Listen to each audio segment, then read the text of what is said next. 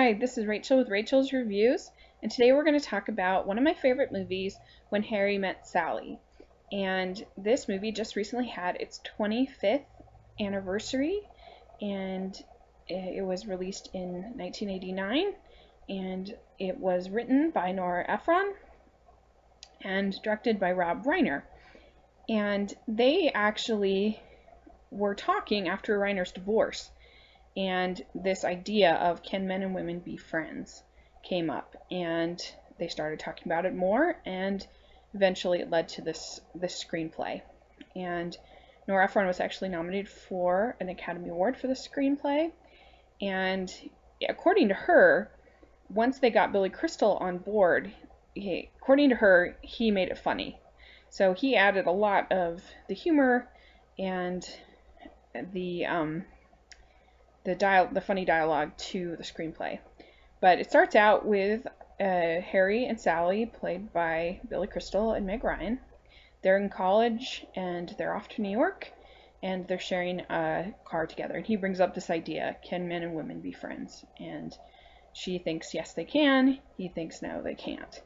And then we get to see these characters as they interact over the next 20-25 years of their life, and they have different relationships, have different experiences, and it keeps coming back to this question of can men and women be friends.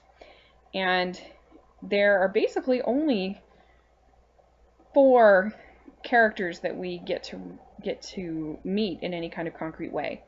There is, like I said, Harry and Sally, and then there's also Carrie Fisher plays Meg Ryan's best friend, and Bruno Kirby plays Billy Crystal's best friend. And so a lot of the dialogue is very, very funny in between those 4 characters, in particular between Harry and Sally. And Sally is what is termed as a high-maintenance woman. That term is actually coined in this movie. And she wants everything done the way that she wants it. She wants her dressing on the side. She wants everything done the way that she wants. Whereas Harry, he's much more laid back, but then he's also much more intense, and he has a hard time letting things go. He gets kind of obsessive about different topics and different people, and so it's sort of the classic romantic comedy opposites attract kind of a situation. And the music in the movie is fabulous. It actually won a Grammy for Harry Connick Jr. He performed as a lot of the songs and also led the orchestra. And it's very, very funny. Of course, there's the famous scene in the delicatessen with the can women fake it or not scene, and that's very funny. There's just a lot of great dialogue. A lot of it is an homage to different movies, which you see that throughout Nora Ephron's films. She's obviously a movie lover, because Sleep in Seattle was an homage to Fair to Remember.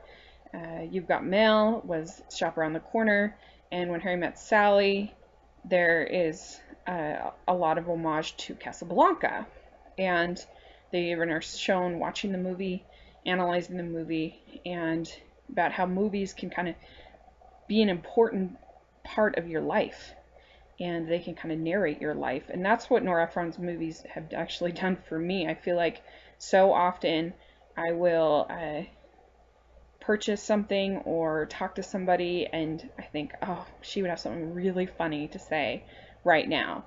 And I miss her voice in movies. They just haven't been the same since. There hasn't been, since she passed away, I can't think of a really good romantic comedy that has come out since she passed away. And I just miss her influence so much.